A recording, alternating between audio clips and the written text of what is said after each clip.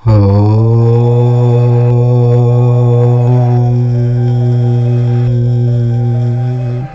ఒక్కరూ తమ ఇంట్లో లక్ష్మీదేవి కొలువు ఉండాలని భావిస్తూ ఉంటారు. డబ్బుకు లోటుండకుండా చూడాలని ప్రార్థిస్తూ ఉంటారు. నిరంతరము తమ ఆర్థిక ఇబ్బందులు తొలగిపోవాలని కోరుకుంటూ ఉంటారు. లక్ష్మీదేవిని ప్రసన్నం చేసుకునేందుకు నానా పాటలు పడుతూ ఉంటారు. తమ ఇంట్లో ఐశ్వర్యం వెల్లి విరవాలని కలలు కంటూ ఉంటారు. ఇల్లును అత్యంత పవిత్రంగా ఉంచుకోవాలని చూస్తారు. ఎప్పుడూ శుభ్రంగా ఉండే ఇంట్లోనే లక్ష్మీదేవి స్థిర నివాసం ఏర్పాటు చేసుకుంటుందని విశ్వసిస్తూ ఉంటారు. ఇందులో భాగంగానే లక్ష్మీదేవి కటాక్షం కోసం అహర్నిశలు శ్రమిస్తూ ఉంటారు. లక్ష్మీదేవి అనుగ్రహం కలిగితే ఆ ఇంటిలో లోటు ఉండదు. డబ్బు ఎల్లప్పుడూ నిల్వ ఉంటుంది. స్వయంగా ఆ సిరుల తల్లి శ్రీ మహాలక్ష్మి తాను ఎక్కడుంటానో నిక్కచ్చిగా చెప్పింది. ముగ్గుళ్ళ లోగిళ్లలో స్థిరంగా ఉంటానని సెలవిచ్చింది. మంచి మనుషులు మనసులు ఉన్న చోట సదా కొలువై ఉంటానంది.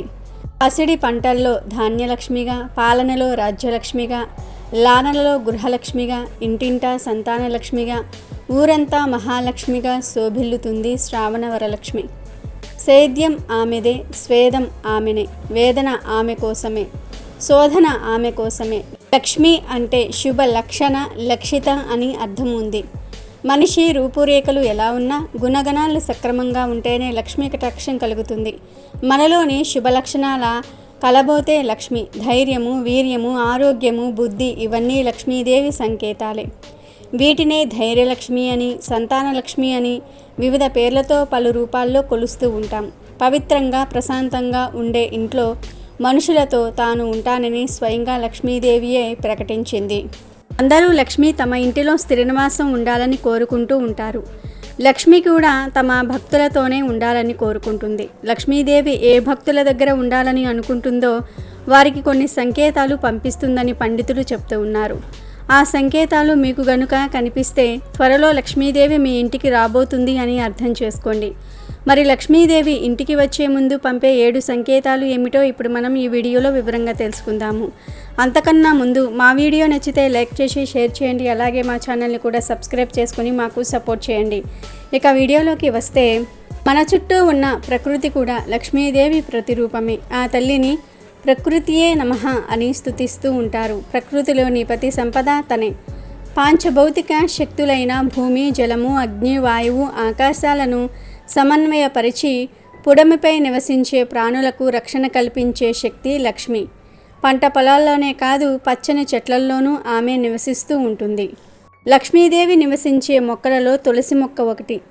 లక్ష్మీదేవి ఇంటికి వచ్చే ముందు తులసి మొక్క ద్వారా కొన్ని సంకేతాలను పంపిస్తుంది. మీరు ఉదయం తలుపు తీసిన వెంటనే తులసి మొక్కను చూసినట్లు అయితే ఆ మొక్క చక్కగా పచ్చగా ఉండి లైట్గా కదులుతున్నట్లు ఉంటే త్వరలో లక్ష్మీదేవి మీ ఇంటికి రాబోతుంది అని అర్థం. ఎటువంటి గాలి రాకపోయినా తులసి మొక్క దానంతటా అది ఊగుతూ కదులుతూ ఉంటే లక్ష్మీదేవి మీ ఇంటికి రావడానికి సిద్ధంగా ఉంది అని అర్థం చేసుకోండి. లక్ష్మీదేవి మీ ఇంటికి వచ్చే ముందు పంపే సంకేతాలలో రెండవది సువాసన. మీరు బయట నుంచి ఇంట్లోకి వస్తున్నప్పుడు మీ ఇంటిలో మంచి సువాసన వస్తూ ఉంటే త్వరలో లక్ష్మీదేవి మీ ఇంటికి రాబోతుందని అర్థం చేసుకోండి.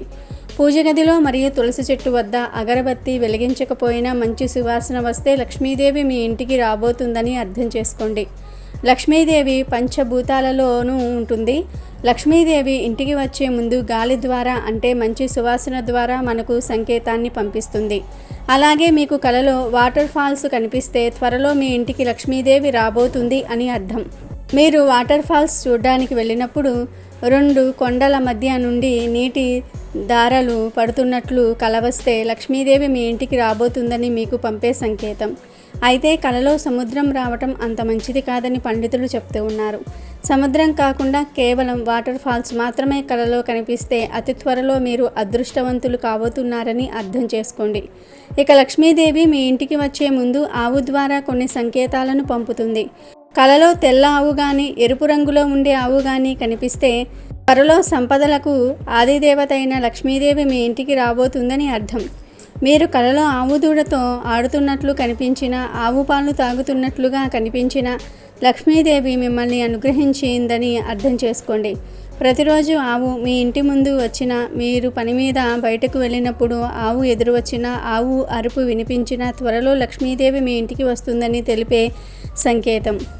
ఇలా ఆవు కనిపిస్తే దానికి బెల్లం లేదా తోటకూరను తినిపించండి. ఇలా చేయటం వల్ల లక్ష్మీదేవి మరింత ప్రసన్నం అవుతుంది, మీకు అష్టైశ్వర్యాలను ఇస్తుంది. అయితే కలలో నల్ల ఆవు కనిపించటం మాత్రం అశుభం కింద పరిగణించబడింది. తెల్ల లేదా ఎర్ర ఆవులు కనిపిస్తే మాత్రం మీకు శుభం కలుగుతుంది. అలాగే లక్ష్మీదేవి మీ ఇంటికి వచ్చే ముందు పంపే సంకేతాలలో గుడ్లగూబ కూడా ఒకటి. గుడ్లగూబ లక్ష్మీదేవి వాహనం. కలలో మీకు గుడ్లగూబ కనిపిస్తే అది శుభశకునం అని అర్థం చేసుకోండి. అలాగే గురు మరియు శుక్రవారాలలో గుడ్లగూబ కనిపించినా, దాని అరుపు వినిపించినా మీకు త్వరలో అదృష్టం పట్టబోతుందని అర్థం చేసుకోండి.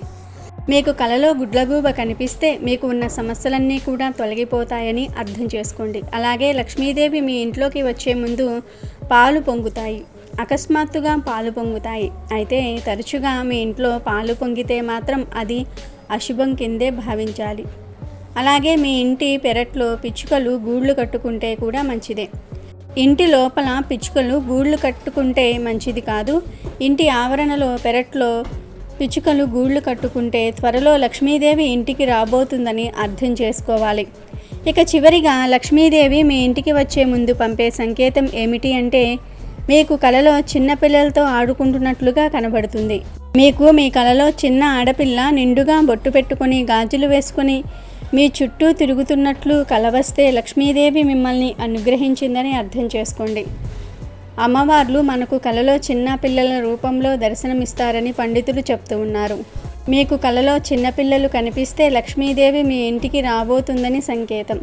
అలాగే మీరు ఒంటరిగా ఉన్నప్పుడు మీకు గజ్జల సౌండ్ వినిపించిన లక్ష్మీదేవి మీ ఇంటికి రాబోతుందని అర్థం చేసుకోండి.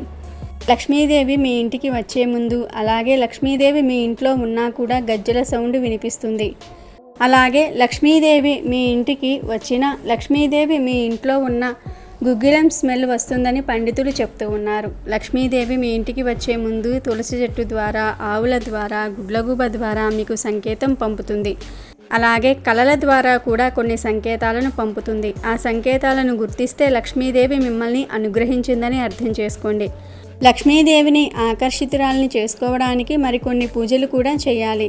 ప్రతిరోజు లేదా ప్రతి శుక్రవారం లక్ష్మీదేవికి పాలను సమర్పించినట్లయితే లక్ష్మీదేవి మీ ఇంట్లో స్థిర నివాసం ఏర్పరచుకుంటుందని పండితులు చెప్తూ ఉన్నారు. వాస్తు ప్రకారం ఇంట్లో లక్ష్మీదేవి విగ్రహం ఉండటం శుభసూచకమని అంటారు. అయితే లక్ష్మీదేవి విగ్రహం ఇంట్లో ఉండటమే కాదు, దేవి విగ్రహ ప్రతిష్టాపన విషయంలోనూ వాస్తు నియమాలు తప్పక పాటించాలట. సరైన దిశలో అమ్మవారి విగ్రహం ఉంచాలట. అప్పుడే సకల సంపదలు సిద్ధించటంతో పాటు విశేష ప్రయోజనాలు ఉంటాయని వాస్తు నిపుణులు చెప్తూ ఉన్నారు. అలా కాదని ఎలాంటి నియమాలు పాటించకుండా లక్ష్మీదేవి విగ్రహాన్ని ప్రతిష్ఠిస్తే చాలా సమస్యలు ఎదుర్కోవలసి వస్తుందని హెచ్చరిస్తూ ఉన్నారు. ఇంతకీ వాస్తు ప్రకారం ఎలాంటి నియమాలు పాటించాలి? అమ్మవారి చిత్రపటం లేదా విగ్రహాన్ని పూజామందిరంలో ప్రతిష్ఠించాలి అనే విషయాలు ఇప్పుడు మనం చూద్దాం. అందరి ఇళ్లల్లోనూ లక్ష్మీదేవి, గణపతి విగ్రహాలు లేదా చిత్రపటాలు దాదాపుగా ఉంటాయి. అయితే వీటిని ప్రతిష్ఠించే విషయంలో చాలామంది కొన్ని పొరపాట్లు చేస్తూ ఉంటారు. దాంతో లక్ష్మీ కటాక్షం పొందటం అటుంచితే దరిద్రం వెంటాడుతుంది అంటున్నారు వాస్తు నిపుణులు. జ్యోతిష్య శాస్త్రం ప్రకారం మీరు లక్ష్మీదేవి విగ్రహాన్ని గణపతి విగ్రహంతో కలిపి ఎప్పుడూ ఉంచకూడదట. చాలామంది పండుగల వేళల్లో ఇద్దరు దేవతలను పక్కపక్కనే ఉంచి పూజిస్తారు. ఒకవేళ ఇద్దరిని ఏకకాలంలో పూజించాలంటే గణపతికి కుడివైపున మాత్రమే లక్ష్మీదేవి విగ్రహాన్ని ప్రతిష్ఠించాలంట.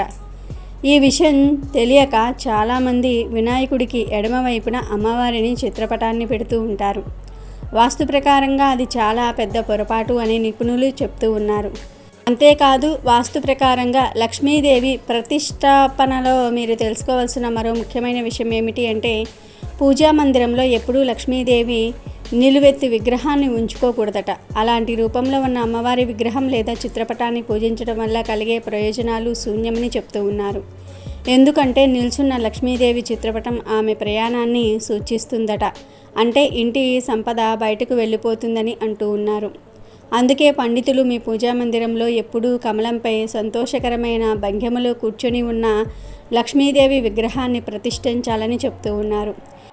ఇక లక్ష్మీదేవిని ఇంట్లో పూజించేవారు తెలుసుకోవాల్సిన మరో విషయం, మీ పూజా మందిరంలో ఎప్పుడూ అమ్మవారి విగ్రహాన్ని నేరుగా నేలపై ఉంచవద్దు.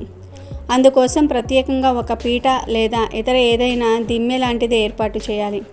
ఎందుకంటే నేలపై ఉంచినట్లయితే అది అమ్మవారిని అవమానపరిచినట్లుగా అవుతుంది. అలా పూజిస్తే మీకు శుభ ఫలితాలు కలక్కపోగా ప్రతికూల ప్రభావాలు చూపే అవకాశం ఉంటుందట. అలాగే ఇంట్లో ఎక్కువ లక్ష్మీదేవి చిత్రపటాలు లేదా విగ్రహాలు ఉండకుండా చూసుకోవాలని చెప్తూ ఉన్నారు పెద్దలు. ఇలా మీరు వాస్తు ప్రకారం పూజా మందిరంలో లక్ష్మీదేవిని ప్రతిష్ఠించి పూజిస్తే అమ్మవారి కరుణా కటాక్షం మీపై ఖచ్చితంగా ఉంటుందని వాస్తు నిపుణులు సూచిస్తూ ఉంటారు.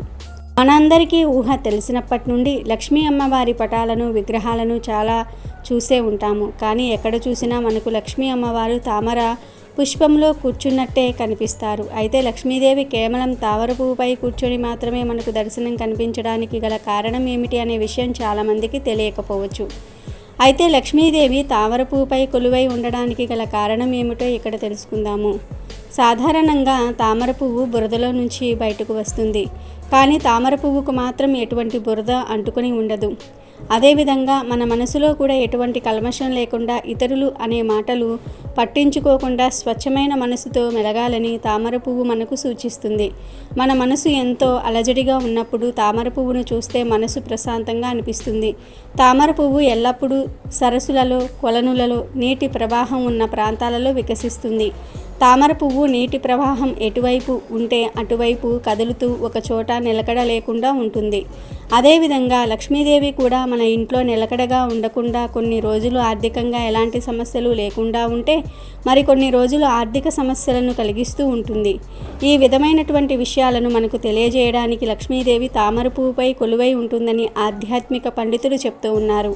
లక్ష్మీదేవికి తామర పువ్వు అంటే ఎంతో ఇష్టం కాబట్టి ప్రతి మంగళవారము, శుక్రవారము తామర పువ్వును లక్ష్మీదేవి పాదాల వద్ద పెట్టి పూజ చేయాలి. ఇలా వరుసగా 5 వారాలు చేస్తే మంచి ఫలితాలు కనిపిస్తాయి. డబ్బుకు సంబంధించిన సమస్యలు తగ్గుతాయని పండితులు చెప్తూ ఉన్నారు. Thank you for watching our video. Please do subscribe and like the video.